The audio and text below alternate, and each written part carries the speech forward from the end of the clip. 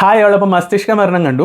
ഇതിന് മുന്നോട്ടുള്ള വീഡിയോ നിങ്ങൾ കാണണമെന്നില്ല. അതായത് നിങ്ങളൊരു എക്സ്പെരിമെൻ്റൽ മൂവി കാണാൻ ആഗ്രഹിക്കുന്നു, തിയേറ്ററിൽ പോയി കുഴപ്പമില്ല, നിങ്ങൾക്ക് സ്പെൻഡ് ചെയ്യാൻ താല്പര്യം ഉണ്ടെങ്കിൽ ഡെഫിനറ്റ് ആയിട്ട് നിങ്ങൾ തിയേറ്ററിൽ പോയി കാണും. കാരണം ഈ ഒരു പടം പലർക്കും പല രീതിയിലായിരിക്കും പെർസീവ് ചെയ്യുന്നത്. ഇപ്പോൾ എനിക്ക് ഇഷ്ടപ്പെടാതിരുന്നുകൊണ്ട് നിങ്ങൾക്കിത് അങ്ങനെ ആവണമെന്ന് ഒരു നിർബന്ധമില്ല. കാരണം ഇത് പല രീതിയിൽ ആൾക്കാർക്ക് വേണേൽ സമീപിക്കുക ഈ പടത്തിന്.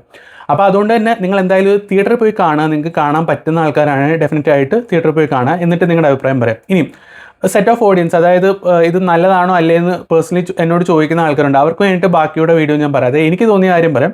അത് അങ്ങനെ തന്നെ ആവണമെന്ന് നിർബന്ധമില്ല. ഇപ്പം കൃഷാന്തിന് ഇതിനു മുന്നേയുള്ള മൂവീസ്, അതായത് ആവാസവ്യൂഹം, പുരുഷപ്രേതം, ഇതൊക്കെ എനിക്ക് ഭയങ്കര ഇഷ്ടപ്പെട്ട മൂവീസാണ്. അപ്പം ആ ഒരു ക്വാളിറ്റിയാണ് ഞാൻ ഈ പടത്തിൽ നിന്ന് എക്സ്പെക്ട് ചെയ്തത്. പിന്നെ ഇതൊരു സയൻസ് ഫിക്ഷൻ കോമഡി ആ ജോണറുള്ള മൂവിയാണ്. അപ്പം ഒരു 2040s നടക്കുന്ന കഥ.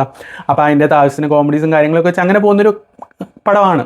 അപ്പം ആ ഒരു എക്സ്പെക്റ്റേഷൻ വെച്ച് നമ്മൾ വരുന്ന സമയത്ത് എനിക്ക് പേഴ്സണലി തുടക്കം വരെ ഒട്ടും ഒരു ഭയങ്കര ഡിസ്കണക്റ്റഡ് ആയിട്ട് ഫീൽ ചെയ്തു. ഒരു ഇമോഷണൽ കണക്ട് ഒന്നും വന്നില്ല ക്യാരക്ടേഴ്സുമായിട്ടോ, അല്ലെങ്കിൽ പടത്തിൻ്റെ മൊത്തം ഫ്ലോയുമായിട്ടൊരു നമുക്ക് ഇമോഷണലി ബ്ലെൻഡ് കിട്ടുക അങ്ങനെ തോന്നിയില്ല. അതുകൊണ്ട് തന്നെ ഭയങ്കര ഒരു നിർവികാരതയോടെ കണ്ടുതീർത്ത പടമായിട്ട് എനിക്ക് പേഴ്സണലി തോന്നിയത്.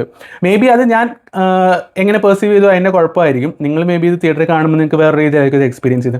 എനിക്ക് പേഴ്സണലി ഇത് ജസ്റ്റ് വെറുതെ കണ്ടിരുന്നു പോയിരുന്നു അങ്ങനെ തോന്നിയുള്ളൂ. അതിൻ്റെ അകത്ത് ഒരുപാട് കോമഡിയും കാര്യങ്ങളൊക്കെ അവർ കുറേ കയറ്റാൻ ശ്രമിച്ചിട്ടുണ്ട്. പക്ഷേ അതൊന്നും ഭയങ്കര ഫ്ലാറ്റ് ആയിപ്പോയി. അതുപോലെ തന്നെ ഭയങ്കര ക്രിഞ്ചി സാധനങ്ങളും അങ്ങനെയൊക്കെ ആയിപ്പോയിട്ടുണ്ട്. അപ്പം പെർഫോമൻസിൻ്റെ കാര്യം പറഞ്ഞു കഴിഞ്ഞാൽ ഇതൊരു ഓവർ ആക്ടിങ് ക്യാരക്ടർ ആയതുകൊണ്ട് തന്നെ ആയിരിക്കും രജിഷയ്ക്ക് അത്യാവശ്യം ഭയങ്കര ഓവർ ആക്ടിങ് എന്നുള്ള രീതിയിൽ ഔട്ട് ആൻഡ് ഔട്ട് പെർഫോമൻസ് ആയിരുന്നു. അപ്പം എനിക്ക് പേഴ്സണലി അതൊട്ടും കണക്ട് ആയിട്ടില്ല. അതുകൊണ്ട് പക്ഷേ ബാക്കിയുള്ളവരൊക്കെ അത്യാവശ്യം നല്ല രീതിയിൽ പെർഫോം ചെയ്തിട്ടുണ്ട്. മോസ്റ്റ്ലി എന്താ പറയുക, പിന്നെ ഇതിൻ്റെ അകത്ത് ഭയങ്കര കോൺട്രവേഴ്സി ആയിട്ടുള്ള ഐറ്റം ഡാൻസ്, അതിൻ്റെ ഒന്നും പ്രത്യേകിച്ച് ആവശ്യമൊന്നും ഇല്ലായിരുന്നു പടത്തിൽ. ഇന്ന് പടം കണ്ടു കഴിഞ്ഞപ്പോൾ തോന്നി.